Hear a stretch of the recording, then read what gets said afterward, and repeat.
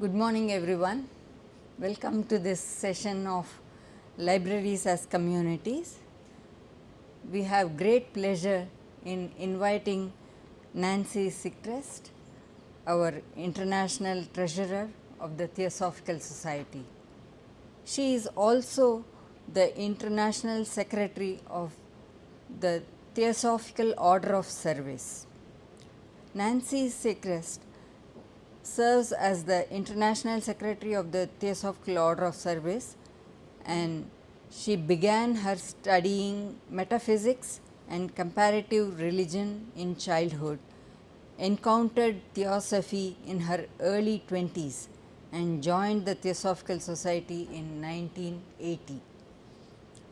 Nancy lived and worked at the Crotona Theosophical Institute in the USA during 1987 and 88. She served as a National Secretary of the Theosophical Society in America, TSA, from 1988 through 1990. A certified public accountant by profession, Nancy subsequently served as National Treasurer of the Theosophical Society in America for 18 years. She currently holds the position of International Treasurer of the Theosophical Society. She became the International Secretary of the Theosophical Order of Service in December 2014. Since then, she has traveled in the USA, Europe, and Asia, giving presentations, talks, and workshops on Theosophical Order of Service work around the world and related theosophical topics. Her articles and some of her talks have been published in the Theosophist and other theosophical publications. I invite Mrs. Nancy Secrest. Thank you, Jayashree. When Jayashree first asked me to give this talk, she suggested service as a topic because I'm International Secretary of the Theosophical Order of Service. And I decided to expand it a little bit. So the topic of the talk today actually is altruism, compassion, and service. One of the things that Jayashree does when she asks somebody to give a talk like this is that she supplies them with a number of books that she chooses from the library stacks, and after the talk you will have an opportunity to go upstairs, and there will be books laid out on these topics for you to peruse and maybe take out if you're a library member. So she gave me a bunch of books, 10 or 12 books, and I went through some of them and found various what I thought were interesting things in various books. One thing that struck me as I was doing the research, a little bit of research for this talk, was that the TS mission statement encompasses all of this. Not at first glance. You don't really see it at first glance, but it encompasses altruism, compassion, and service. And the mission statement of the Theosophical Society is to serve humanity by cultivating an ever-deepening understanding and realization of the ageless wisdom, spiritual self-transformation, and the unity of all life. And believe it or not, those, I think it's 24 words, 24 words. It took the General Council of the Theosophical Society more than 3 years to write that mission statement. And that's because it was done very painstakingly.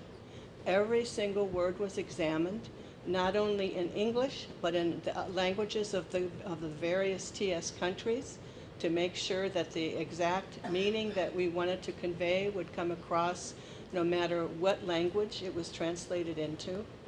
And it was an interesting process.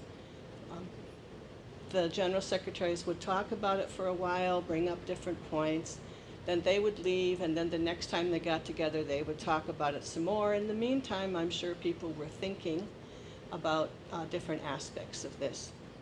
So finally, in the end, that is what was they came up with.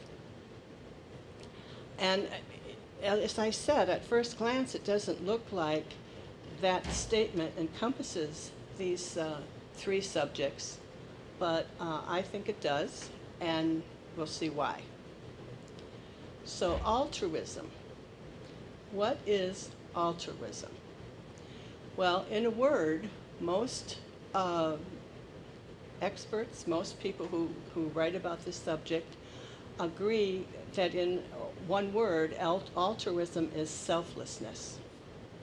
It is putting the needs of others ahead of the needs of yourself. One story that Theosophists hear about Madame Blavatsky, one of our founders, is that she was getting on a ship, and I don't remember which direction the ship was going, but she was getting on the ship, and she had a first-class ticket. And she saw a woman with a couple of children who wanted to buy a ticket but did not have enough money to do so. So Madame Blavatsky turned in her first-class ticket and bought steerage tickets for herself, the lady, and her children. So that's an example that we often hear as Theosophists about altruism, what it is. One of the books that Jay Shri gave me to look at was this one, and it's called simply Altruism. It's by P.V. Kano. Quite a long book, as you can see. And the whole thing, it's a student-teacher dialogue. And there are young boys and then the teacher. And the boys ask the teacher questions, and the teacher answers them. And much like Key to Theosophy, for those who are familiar with that book, where Blavatsky answers questions that seekers have. So they're going through, and he covers everything. Most of this book it's based on morality, and ethics, and he covers all aspects.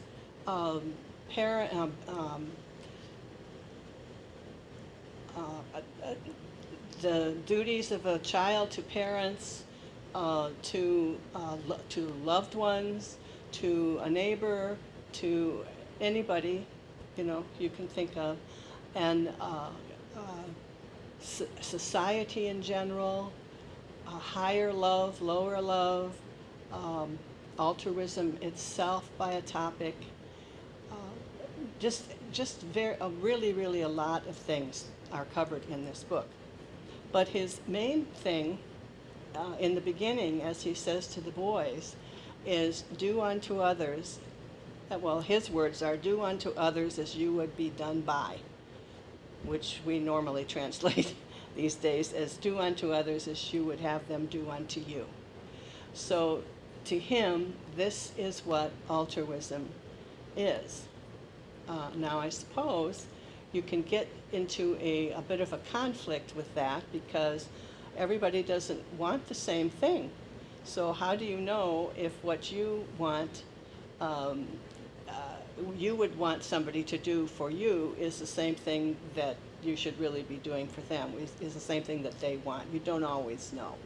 I've seen cartoons about a Boy Scout helping an old lady across the street, and at the end she kind of bats him with her umbrella or something and says, I didn't want to go across the street, So you have to be a little bit careful with that, with what you're doing unto others.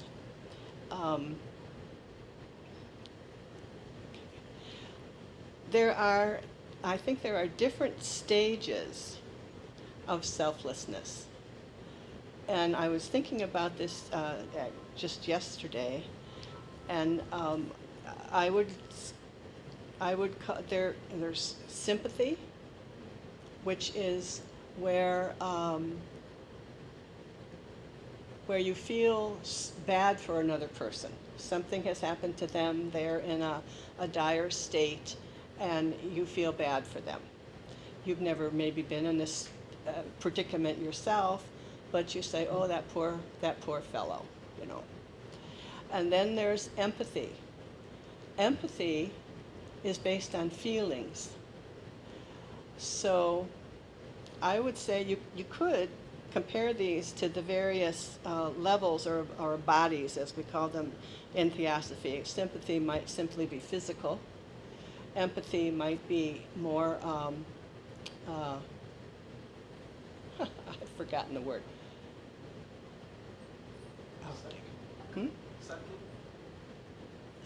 It's more subtle, yeah, but it's the feeling one, mental, astral, more a little bit more of the astral plane, because with that, something has happened to somebody, they're going through something, and you can feel, you know what they're going through because you've been there yourself.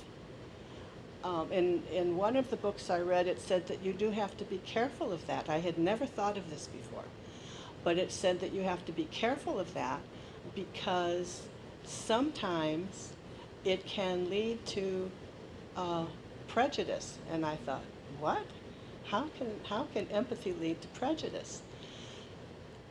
But what it said was, if you are familiar with people and your own peer group, your own level of education, your own socioeconomic class, and so you're familiar with the kinds of problems and things that they might go through.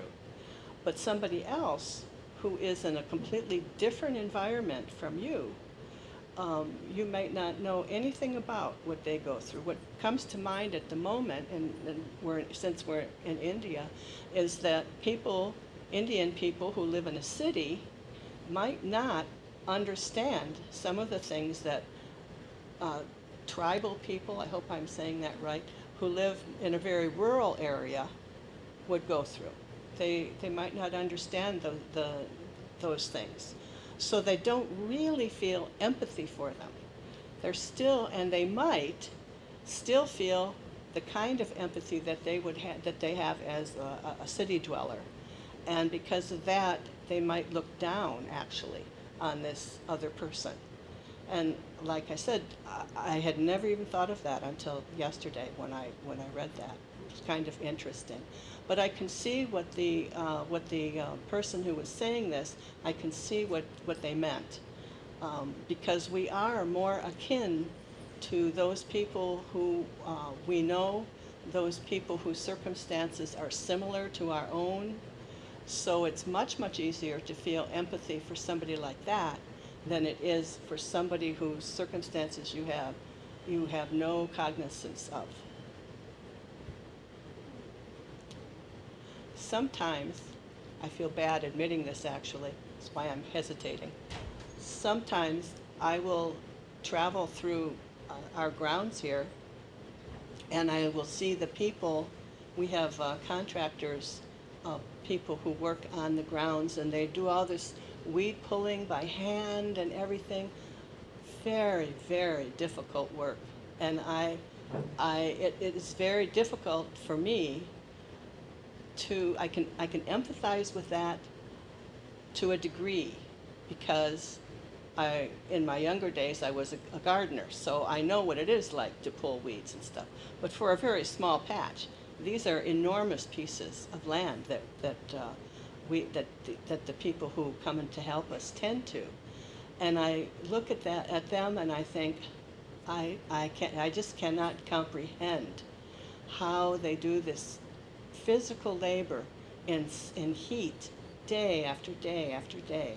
And In that case, I guess you could say that I'm feeling more sympathy for them than empathy, because it's difficult to comprehend that.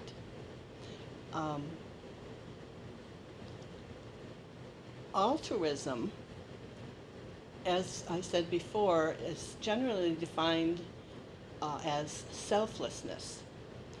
And we're going to get to compassion in a few minutes. And a lot of times, altruism and compassion are spoken of as synonyms.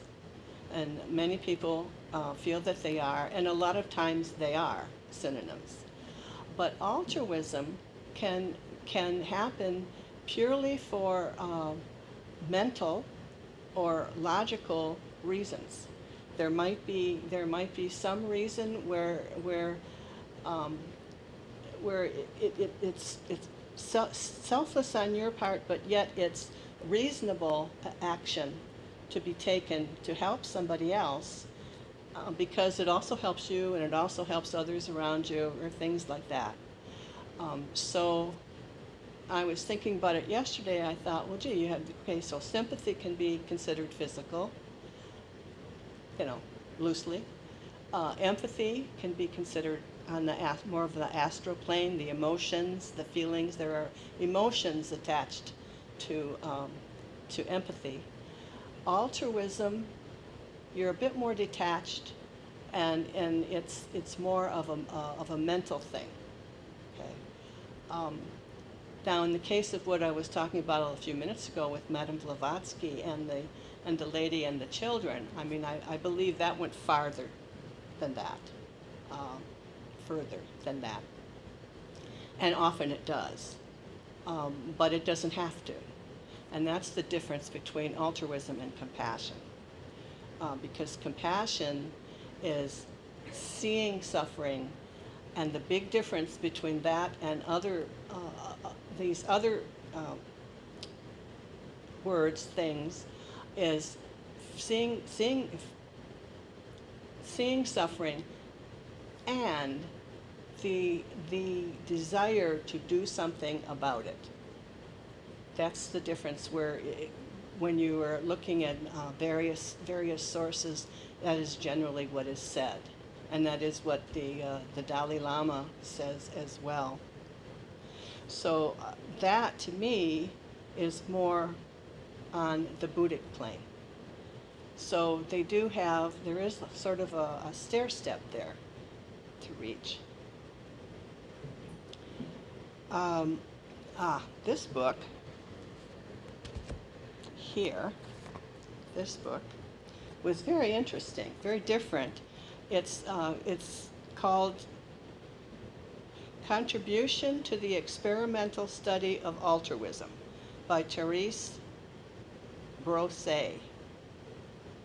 I think it's the spelling of Therese is French, so I imagine the pronunciation of her last name is French too, and I don't know if I got that right, but Brosse. Contribution to the Experimental Study of Altruism. And what they've done in here is they have taken yogis, groups of yogis, and they have hooked them up to EKGs and all of that while they're meditating. And you can see the little lines, like from a meter. And I'm going to read. Okay. The beginning, the introduction part that they have. Yoga, as a technique of spiritual development, is intimately linked with the altruization problem. Under different forms, this preoccupation stakes out the road of training. Yoga is, so to speak, its alpha and omega. Sankhya philosophy, upon which the whole Raja Yoga system rests, actually identifies man's real self with that pure divine energy, Purusha, which by very substance is love, as it is likewise knowledge and existence. It is through false identification with materials entering into the composition of the universe and of his own personality, physical and psychic, that man lives in an illusory problem-conflict world, fraught with egoism and hatred, with ignorance and sorrow. In progressively releasing Purusha from the world of form, which imprisons it, the yogi successively ceases to identify himself with his personality elements, body, emotions, habitual process of thought, and takes cognizance of his unity with the very substance of universal life. By this fact, he participates in the universality of love. His consciousness, having discovered the universe unity under multiplicity, now knows that any assault upon other manifestations of life is an assault upon his own life. So I thought that was quite interesting, and they did this whole series of experiments on yogis under meditation and different stages of meditation.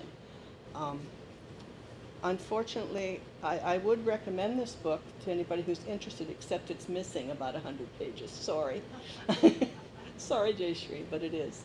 So anyway, so that I thought was quite interesting. HPB held a practical view of Theosophy, to which many of us can relate. She emphasized brotherhood, charity, mutual help, understanding, and goodwill among all. She advocated for the basic laws of life, calling brotherhood a fact in nature. Madame Blavatsky held that the regeneration of mankind must be based upon the development of altruism. Her constant lesson to us is the necessity of subduing self and of working for others. Blavatsky taught that self-responsibility, ethics, and altruism are essential to true spiritual unfoldment. She said that Theosophy is altruism, and more specifically, he who does not practice altruism is no Theosophist. So spiritual unfoldment, and I like her term of unfoldment. A lot of times we use self-realization and other terms, they all mean the same thing.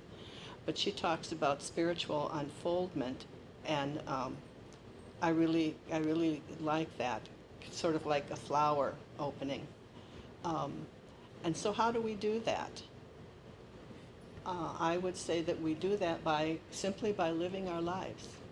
I used to think about the purpose of life, and I would say, I'm going to change that before the end of this talk, but I would say that the purpose of life is to live it, which sounds really simplistic, but it is, that's.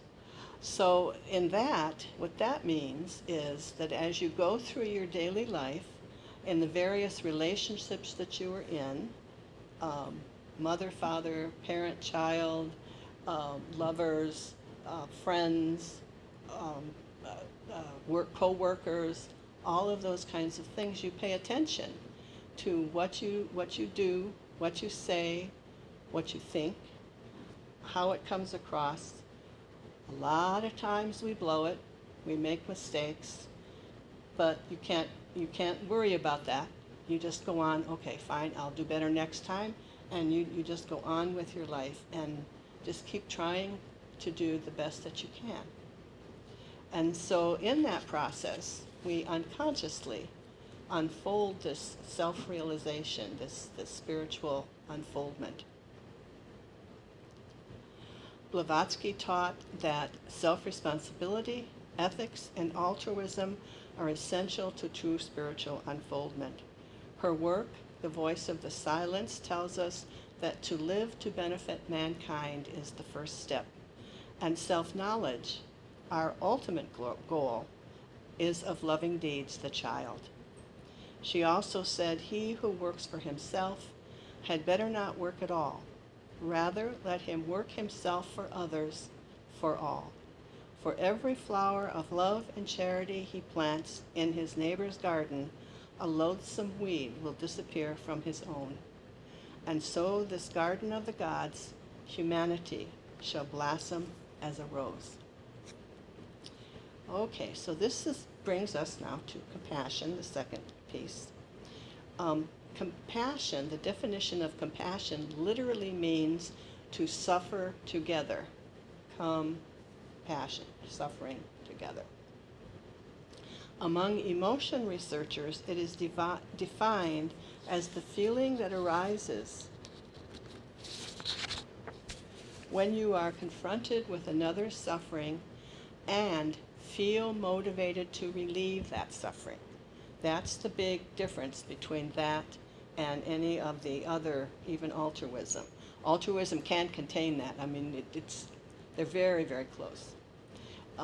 But it doesn't have to contain that. That's the thing. Whereas compassion needs to have that motivation to relieve the suffering. Compassion is not the same as empathy, where you need to relate to another's feelings because you can't always. Or altruism, which can be done for practical reasons. Doesn't have to be. It can really be more of a compassionate thing, though the concepts are related. Compassion then taps into the Buddhic nature. Once you get to the level of really feeling compassion, you're tapping into your Buddhic nature, and that can be developed. There are various ways that you can develop that, and I'm going to talk about two kinds of meditation that will do that. One, my favorite meditation, is loving kindness meditation. Okay, all right. So the first one is, as I said, is loving kindness meditation, also called metta meditation. And metta is from a Pali word, which connotes benevolence at both the individual and the collective levels. Okay, and was an article in Lion's Roar, which I get on my phone. It's like a newsletter from a Buddhist thing. And it was in beginning of February. Loving Kindness for All Beings and All Bodies, article written by Arishika Razak in January. And let's see. She mentions, and this is quite true, I have found for myself, that she practices metta meditation or loving kindness meditation when she's afraid, uncertain, or despairing. Metta helps me stay grounded and keeps my heart open to others. I use it to send affirmations of unconditional love to friends and benefactors to affirm the well-being and safety of survivors of climate catastrophe, war, and social injustice. Okay, and we already did the definition. Metta is in many English-speaking Dharma circles in the United States, metta is translated as loving kindness in order to better distinguish it from love based on selfishness or wanting something back. This I thought was interesting. It talks about the Buddhist tradition of how metta meditation was developed. According to Buddhist tradition, metta was developed to aid a group of monks who had entered a forest to practice meditation. Engrossed in their practice, the monks failed to notice that the land they'd entered was inhabited. It was the abode of tree spirits, animals, and other sentient life forms. Assuming that the monks would only be meditating in the area for a short time, the spirits initially vacated out of respect. So the monks didn't even know that these spirits were there. However, after days passed without the monks leaving, the tree spirits became angry and attempted to chase the monks away. They sent frightening visions, made loud and disturbing sounds, and created unwholesome smells, which so disconcerted the monks that they were unable to practice. When the monks returned to the Buddha, he told them to go back to the forest and begin metta practice. That is, they were to offer loving kindness to all beings, seen and unseen, in the forest. So that's what the monks did. They sent affirmations of goodwill, friendliness, and loving kindness to all beings in the area. This soothed and mollified the angry tree spirits, and in return they supported the monks for the entirety of their stay. The Buddha asked the monks to cultivate love in their hearts for everyone, regardless of the configurations of their body, how distant or close they lived, or their perceived worthiness or unworthiness. In his time, these instructions repudiated the unjust treatment of lower caste people. In our time, I believe, metta practice asks that we reject social oppressions such as racism, classism, homophobia, nativism, transphobia, ableism, anti-Semitism, and Islamophobia. In practicing metta, we relinquish our feelings of anger, hatred, or superiority, feelings that lead to the othering of those different from us. So, with metta meditation, there are 4 tiers. According to this article, there are 4 tiers. I've learned 6, but there are 4 tiers. And what you do first is that you focus on yourself, because if you are not feeling well, feeling safe, and all of that, it's very, very difficult to help others. You need to be whole. You need to put on your face mask first before helping others, as they say in the airlines.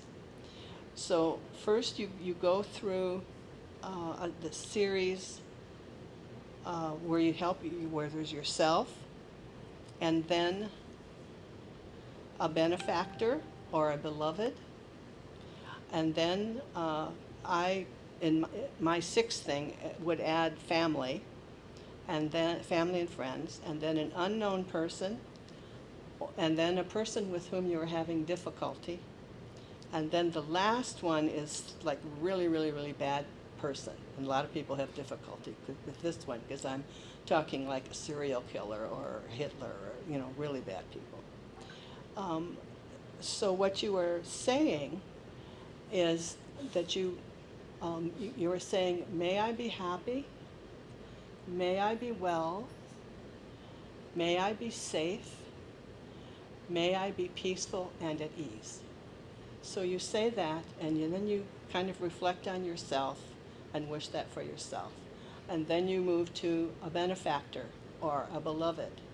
May he, she be happy, be well, be safe, be peaceful and at ease. And then you move to family and friends, and then an unknown person, the person that's just you're walking by on the street, and then somebody you're having difficulty with. And I've used this a number of times in my life when I was having specific difficulty in a situation or whatever with a specific person. And each and every time that situation has come to a positive resolution. Not always in the same way, but a positive resolution nonetheless. So, okay, so that is a way that you do this. And then the other kind is it's a little bit harder to wrap your head around, I think, and that's Tonglen meditation. And we're going to play a video by Pema Chodron, who's a Buddhist nun, and she is, go ahead. This is about I'd like to speak on the subject of Tonglen. I'd like to begin right away by reviewing the technique that was taught to students of Trungpa Rinpoche, that we taught to students, and this is the form of Tonglen that I have always taught, and that is taught here at Kampuat. And I make this preface because there is actually, even though the essence of Tonglen is always the same, there's many different ways of teaching it, slightly different versions, some of which I'm going to present. So the technique is said to have 4 stages, and sometimes it's thought of as 3 stages, with the third part having like 2 parts, just to make it more Buddhist. And the third part of the fourth part has 6 parts. No, not really, I'm just kidding. So the first is taught as just touching in with stillness or openness of mind, just touching in. And the way Trungpa used to express that is just a flash of absolute bodhicitta. Now, often when that is taught, that instruction is given, people really don't have a sense of at all what that might mean. So Rinpoche suggested that when we're doing formal meditation, that we listen to the gong as a way of just looking straight ahead, just listen to the gong, hearing the Tonglen as a way of just resting in one, some kind of openness and stillness. So if you would all just sit up, look straight ahead, and just listen to the sound of the gong as if this were the beginning of your Tonglen practice. You've been meditating, and there's already some openness. Maybe the gong shocks you into some openness out of your bed somewhere else. But in any case, seize that moment, look straight out, and listen to the sound of the gong, almost until it's gone.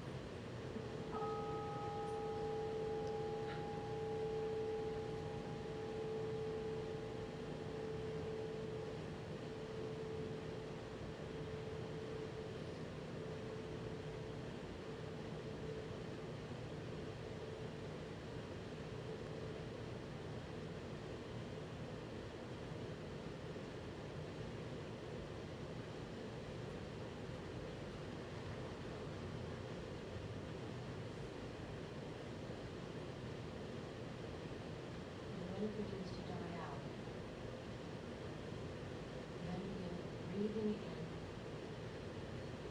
the quality or texture of claustrophobia. Usually described as dark, thick, and heavy. Sometimes also say hot. Breathing in. Breathing out the texture or quality of spaciousness. Clear, light, fresh. So one breathes in.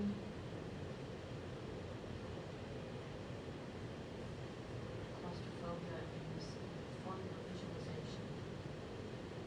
One can breathe that into your whole body, taking it into your whole body, or one can breathe into the heart.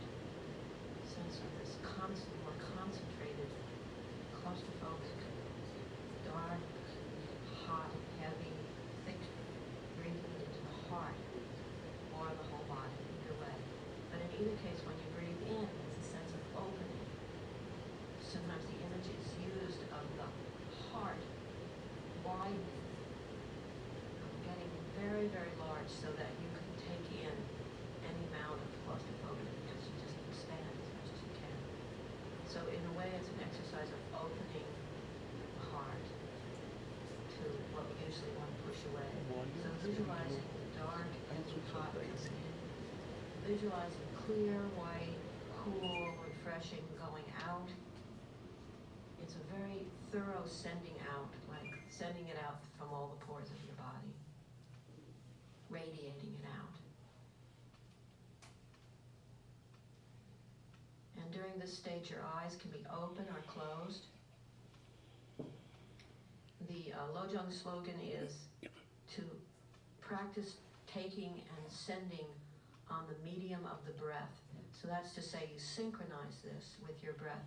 Your breath coming in brings in the heavy, hot claustrophobia. Breath going out radiates out, clear, light, bright, refreshing. And you just do this for a while, breathing in and out until it feels synchronized with the breath, doing this visualization. Also, the breath can be manipulated. You can breathe in very deeply and send out very fully, but always give the in-breath and the out-breath equal time. That's important. So you do that for a while. There's no like designated time, but until it feels synchronized. And then you move on to what is considered the main part of the practice.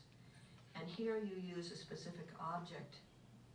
The other day I suggested that people do Tonglen for their mother. So it would go like this.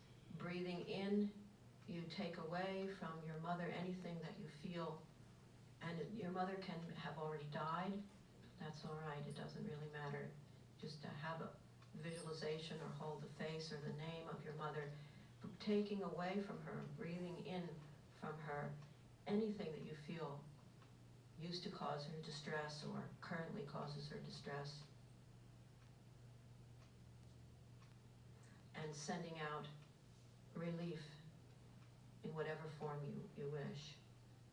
Which is to say, sometimes people say the word compassion or the word strength or the word happiness or something like this, contentment, and it means something to them. It's not just abstract. That word has emotional meaning. But other times that people find words too abstract, and so instead they will send something that they feel their mother that would make their mother happy, such as beautiful flowers or a lovely day or anything really. But the idea is to send something that would produce well-being and let your mother be happy and relaxed and free of suffering. So the in-breath really is the compassion breath. You're wishing your mother to be free of suffering. The out-breath is the loving-kindness breath. You're wishing her to be happy and at ease. So in this main part of Tonglen, no matter who you're doing it for, you always try to have it be as real and personal as possible. Now I chose mother because in our culture, mother is often very loaded. And so I knew in a room this size, there might actually be very few who could really do it for their mother easily and with a good heart and goodwill. And there would be a larger number in a group in the West who would feel it much more complicated, anything from confused and kind of ambiguous feelings to actual dislike, which even that could be maybe too gentle a word. So knowing that, I said, if in doing the practice for your mother you find it blocked in some way by your genuine emotions, don't feel that you have failed. Instead, just shift the focus of the Tonglen and begin to do Tonglen with your feelings. So in other words, suppose you're feeling fear or anger, irritation, resentment, anything like this. Breathe in that feeling. Breathe it in completely. I personally like the idea of breathing it into the heart. That's how I usually do it. And making the heart very large. But you can also just breathe it into your whole being. That feeling, breathe it in and then send out relief. Whatever you feel is needed. But then we come to the important next stage, which is considered the expansion stage. And this is either considered as a fourth stage, or I actually like to think of it as part of the third stage. It's almost simultaneous as doing it for yourself or doing it for your mother, and that is you expand. So for instance, if you breathe in the troubled feelings that you're having and send out relief, then you start breathing in for all the people who are in this kind of conflicted relationship with their parents or loved ones, and sending out relief to all of them, so that your very personal experience that you're having right on the spot, which you might feel ashamed of these feelings, but instead of them being an obstacle, they actually become the basis of Maitri for yourself and compassion for other people in the same boat. likewise, if you're just simply doing it for your mother and it's a genuine open heart, you can feel the heart opening and you find it easy to do and actually rewarding to do, then as quite quickly you also do it for all the other mothers or all the other people that are in your mother's situation, maybe that are very ill, so as your mother is, or very, very depressed as your mother is, or very maybe holding some kind of a grudge. We'll do it for all the other Jewish mothers.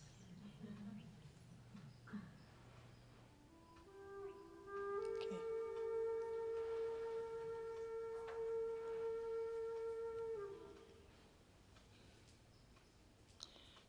Thank you, Shakar. Thank you, Anand. So this gives you a taste of two different meditations, both of which send out love into the world and help you to expand your heart and develop, it helps you to develop this sense of compassion. And in a sense, true compassion is about going beyond emotion or rationalization and being kind regardless. It's not easy to do, but that's what makes it especially powerful. And as I'm saying, going beyond emotion, compassion is actually more detached than sympathy or empathy or possibly even altruism. But as I said before, altruism, compassion, it's pretty close. But there's more of a detachment. You're not I'm going to use the term buying in because I can't think of anything else, but you're not going with the feelings that the other person has, because you're beyond feelings. You see the circumstances, you see that this person is suffering. You don't necessarily have any emotional feelings about it, but you know that it's that you really, really want to do something to alleviate this suffering. And as I said, it's not easy, but it's what makes it especially powerful. My favorite definition of compassion is seeing someone as they truly are. And by that I mean all their good points, all their bad points. Seeing them as they truly are and loving them anyway. I really like that particular definition. And I found another quote from C.W. Leadbeater, one of famous Theosophist. He said, "If we love a person, we love him, and whatever he may do will not affect our love. It may cause us pain if he does evil, because we love him. It may cause us sorrow and suffering, but it cannot affect our love." So that is true compassion. It's a process, this growing from various stages of selflessness, self-unfoldment, understanding life, understanding others. Ultimately, all religions teach the same thing. It's only the use of symbolism and stories that differ. All point to the goal of spiritual self-transformation, spiritual unfoldment.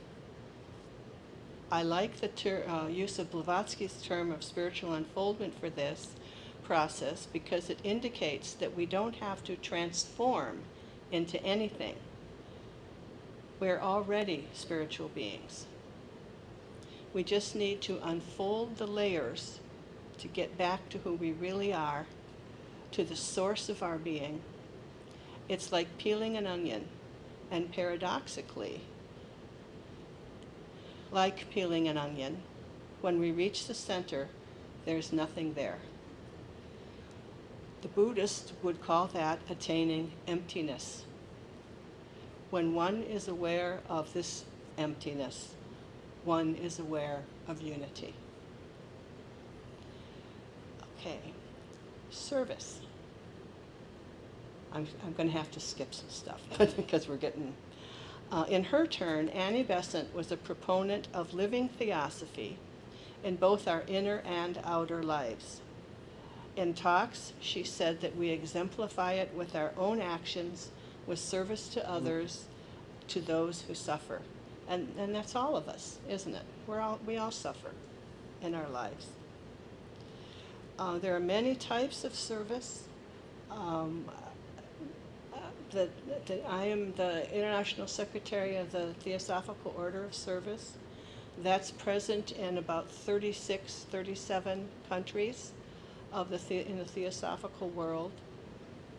And the people who get together in groups in those various countries do various kinds of things. They may help in a hospital.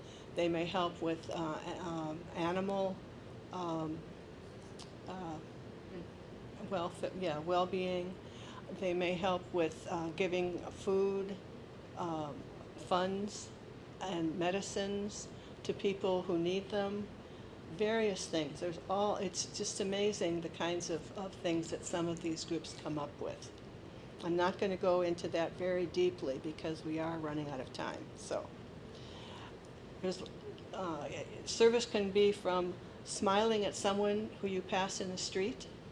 If you've ever noticed that, if you pass someone in the street and you smile at them, automatically they smile back. It's kind of neat. I find this especially true with children.